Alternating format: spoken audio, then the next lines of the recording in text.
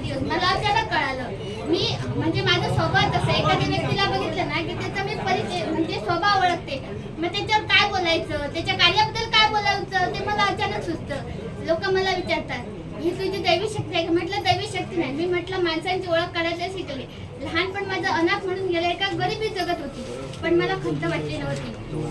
सरांच्या कार्याबद्दल बोलायचं ना तर माझे शब्द सुद्धा अपुरे पडतील. हो, सरांचं कार्य खूप मोठं आहे. काय सांगायचं म्हणजे मागील मोदी साहेबांच्या वाढदिवसानिमित्त सेवा पंधरवडा आठवडा राबवण्यात आला होता आणि त्या सेवा पंधरवडा आठवडा राबवण्यात आला होता आणि त्या आठवड्यात विशाल साहेबांनी तर अतिशय उत्कृष्टपणे कामगिरी राबवली होती ना, ती म्हणजे चालता फिरता दवाखाना.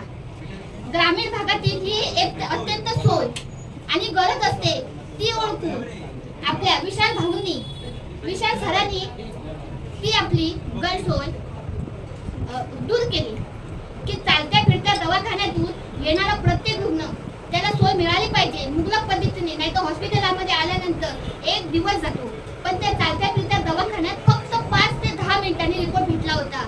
ही सरांच्या कामाची खासियत आहे. दुसरी गोष्ट, सरांनी आता आपल्या वाढदिवसानंतर अनेक उपक्रम राबवले. दिव्यांगांसाठी किंवा अनाथ आश्रमासाठी, वृद्धाश्रमासाठी, हॉस्पिटलसाठी अशा वेगवेगळ्या पद्धतीने त्यांनी सहकार्य केले. ह्या युवा नेत्याचा आदर्श घ्यायला आपल्याला काही हरकत नाही. मी एका खेडेगावातली बोलते, एका छोट्या कुटुंबातली बोलते, ज्या मुलीने स्वतःच्या आईबापाला पाहिलं नाही, पण नेत्यांचं कार्य पाहून मी शिकले. लोक मला म्हणतात तू आमदारकी लवकर मला ते करायचं नाही, पण माझ्यासारखी जी मुलं आहेत, दुर्बल मुलं आहेत, ज्यांना आधार नाही, त्यांचा मला आधार बनवून या जगात वावरायचं आहे. प्रत्येक गोष्टी पैसा नसतोय, सरांनी शिकवलं.